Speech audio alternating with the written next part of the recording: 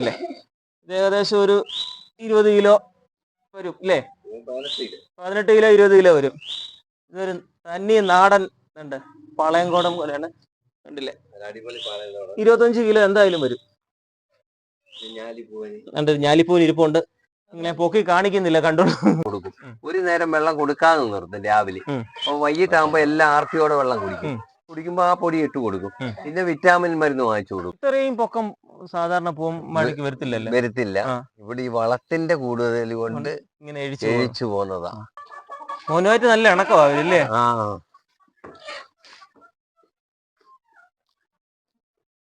ആട് കൃഷിയുണ്ട്, കോഴി കൃഷിയുണ്ട് ഇല്ലേ? കരിങ്കോഴി കൃഷിയുണ്ട്, വാഴ കൃഷി, ഏത്തവാഴ, പോത്ത്, ചേമ്പ്, ചേന, എല്ലാ കൃഷിയും കണ്ടല്ലോ.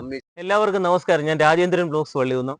ഞാൻ ഇന്ന് കൊല്ലം ജില്ലയിലെ മൈനാഗപ്പള്ളിയിലുള്ള സമദ് ഭായിയുടെ കൃഷിയിടത്തിലാണ്. നിരവധി കൃഷികളുണ്ട്. പോത്ത് കൃഷിയുണ്ട്, അതുപോലെ വാഴയുണ്ട്, ചേന, ചേമ്പ്, അതുപോലെ ഇല്ലാത്തതൊന്നുമില്ല എന്ന് പറഞ്ഞാൽ മതി, എല്ലാം ഉണ്ട്.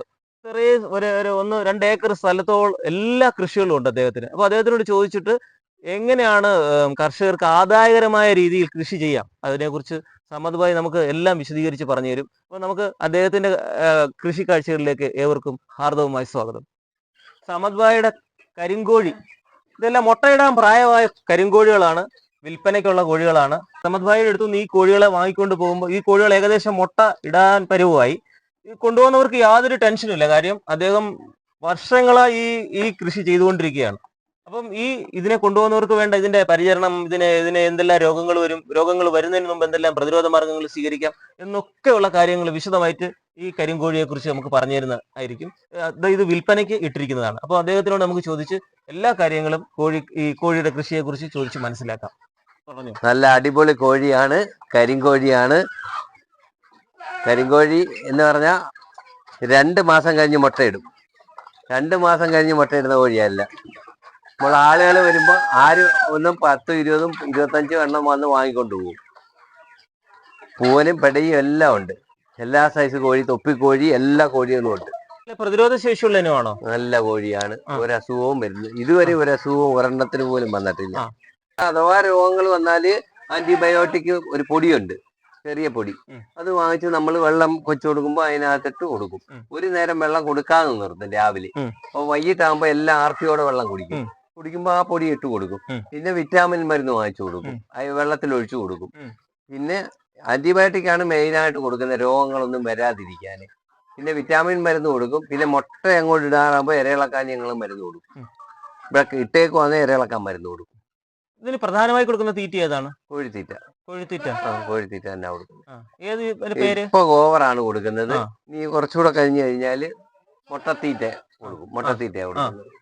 മുട്ടത്തീറ്റ കൊടുത്തെങ്കിലേ മുട്ട ഇടത്തുള്ളൂ. ശരിക്കും ഒരു നേരമെങ്കിലും നമ്മൾ മുട്ടത്തീറ്റ കൊടുക്കും. മുട്ടത്തീറ്റക്കകത്ത് എന്തൊക്കെയാ ഉൾക്കൊള്ളുന്നത്? അതിനകത്ത് പയറ്, ചോളം,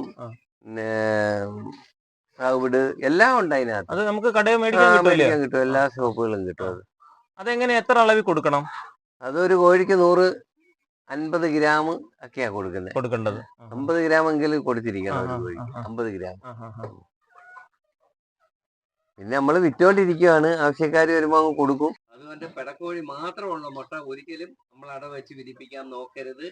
ആ മുട്ടയെല്ലാം ചീമുട്ട, മിക്കവാറും മുട്ടകളെല്ലാം ചീമുട്ടയായി പോകും.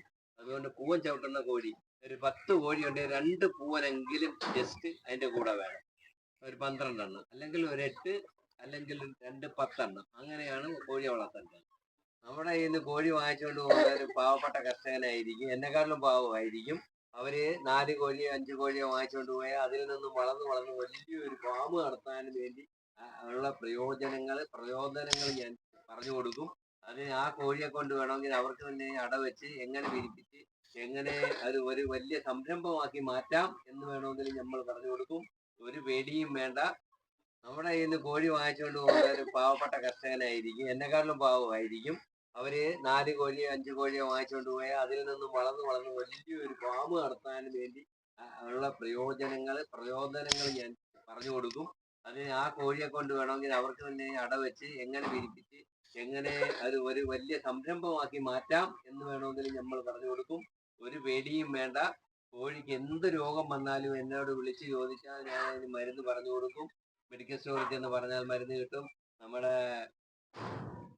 മൃഗാശുപത്രികളിൽ എല്ലാം മരുന്ന് കിട്ടും. അവിടെ ചെന്ന് വാങ്ങിക്കാം. ഈ മരുന്നുകളെല്ലാം വെള്ളത്തിനകത്ത് ചേർത്ത് കൊടുക്കാം. ഒരു നല്ല പ്രതിരോധ ശേഷിയുള്ള കോഴികളാണ് ഈ കരിങ്കോഴികൾ. അതിന്റെ മുട്ട ഉപയോഗിക്കാനും നല്ല ആരോഗ്യത്തിന് ഏറ്റവും നല്ലതാണ്. താറാവും കോഴി എല്ലാം ഉണ്ട്. പുറത്താണ്, നമുക്ക് അകത്ത് കയറി കാണാം. എല്ലാം താറാവും ഉണ്ട്, കോഴി ഉണ്ടല്ലയോ, പൂവനും ഉണ്ടല്ലയോ? പൂവനും ഉണ്ട്, പെടയുണ്ട്. മുട്ടയ്ക്കായിട്ടുള്ള ആവശ്യത്തിനാണോ? മുട്ടയ്ക്ക് ഇവിടെ വന്ന് മേടിക്കുവന്ന ആൾക്കാർ? ഇല്ല, ഞങ്ങൾ വിപണിയെ കൊണ്ട് കൊടുക്കും അല്ലേ?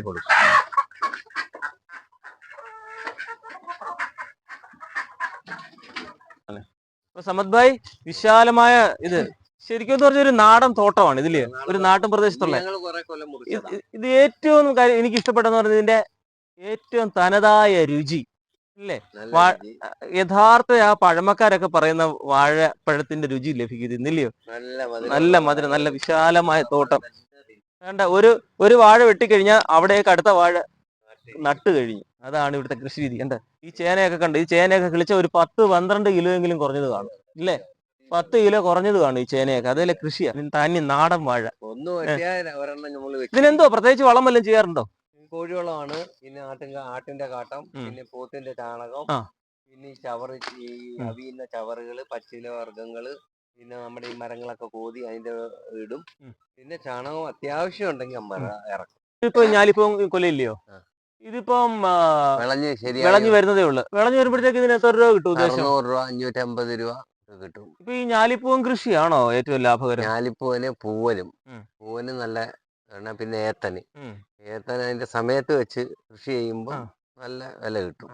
ഈ ഞാലിപ്പൂവിന് മറ്റുള്ള വാഴകളെക്കാട്ടി പ്രതിരോധ ശേഷി ഉണ്ടല്ലേ? ഉണ്ട്. പൂവനും ഉണ്ട്.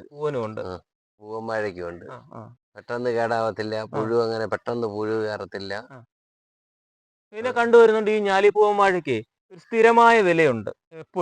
എപ്പോഴും നല്ലൊരു വിലയുണ്ട്. വെറും താഴെ വരുത്തതുമില്ല. ചിലപ്പോ മേളിൽ പോവുകയും ചെയ്യും. ഇപ്പൊ ഒക്കെ 70 രൂപ, 65 രൂപ ഒക്കെ വിലയുണ്ട്. നാടന് 80 ഒക്കെ വില വരുന്നത്. ഓണസമയമായതുകൊണ്ടല്ലേ? ഇതൊരു പൂവൻകൊലയാണ്. ഇത് എത്ര കിലോ വരും? ഇത് വിളഞ്ഞു വരുമ്പോ ഒരു 13 കിലോ കാണും. 13 കിലോ കാണും. നമുക്ക് 55 രൂപ വില കിട്ടും. 55, 56 ഒക്കെ വില കിട്ടും ഒരു കിലോയ്ക്ക്. ഇത്രയും പൊക്കം സാധാരണ പൂവൻവാഴയ്ക്ക് വരത്തില്ല. ഇവിടെ ഈ വളത്തിന്റെ കൂടുതൽ കൊണ്ട് ഇങ്ങനെ എഴിച്ചു പോകുന്നതാ. എല്ലാ വളവും ഉണ്ടല്ലോ, കോഴിവളം ഉണ്ട്. അതുകൊണ്ട് ഈ വാഴയ്ക്ക് എഴിച്ചു മേപ്പോട്ട് പോകും. മഞ്ഞൾ കൃഷിയാണല്ലേ?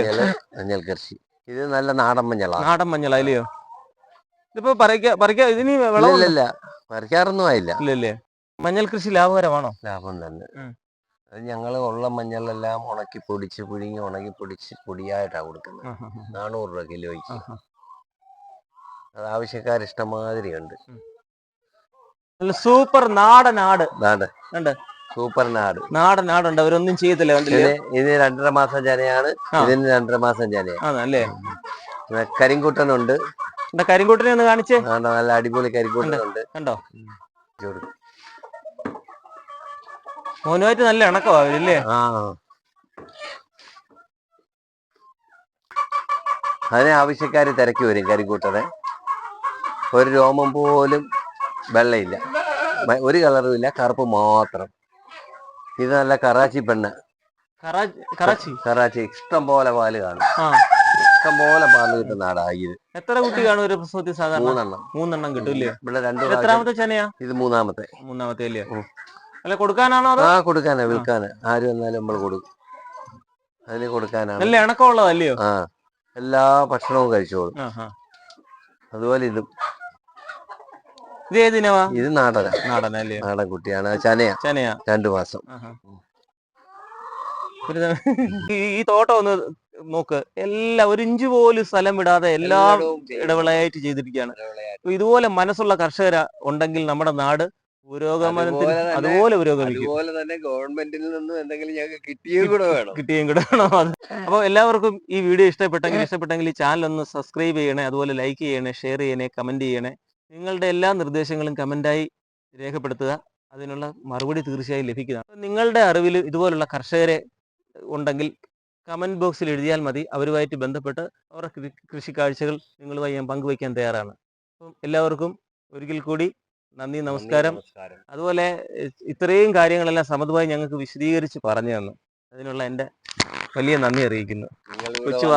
നിങ്ങൾ ഇവിടെ വന്നതിലും ഞങ്ങളുടെ ഈ കൃഷിയെ കുറിച്ച് ഇത്ര വിപുലമായിട്ട് സംസാരിച്ച് ഇതിനും എല്ലാത്തിനും ഞങ്ങൾ നന്ദി രേഖപ്പെടുത്തുന്നു.